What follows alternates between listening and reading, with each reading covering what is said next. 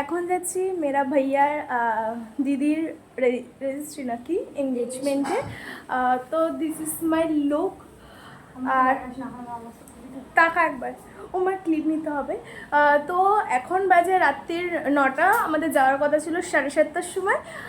Actually বাঙালি বস, দেরি তো হবেই। আমাকে কেমন লাগছে অবশ্যই, গরমে ঘেমে মেয়ে এক হয়ে গেছি।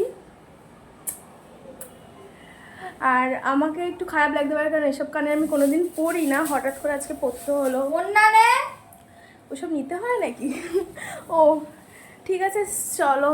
এদেরকে এবার বলি কার ইয়েতে এসেছি। তো ওখানে দেখছিলে একটা পার্পল কালার শার্ট পরে আমার ভাই বসেছিল, ওরই আর কি দিদির এঙ্গেজমেন্ট ছিলাম আর কি। আর আমার লুকসটা কেমন লাগছে অবশ্যই যেন, ভীষণ গরম ছিল, তেমন ভারী ড্রেস আমি পরেছিলাম। দিয়েছিল চিকেন পকোড়া, কফি, ফুচকা এগুলো করেছিল, আর ছিল বেবি নান, আর চিকেন কারি, বিরিয়ানি, চিকেন চাপ এরকমই সামথিং কিছু ছিল, আর রায়তা ফায়তা অনেক কিছু ছিল, ওইগুলো কিছু খাইনি। আর গরমে এত অস্থির করছিল যে কি বলবো। বাড়ি এসেছিলাম প্রায় 12:30 হয়ে গেছে। তো দেখো আইসক্রিম নিয়ে বাড়ি চলে এসেছি।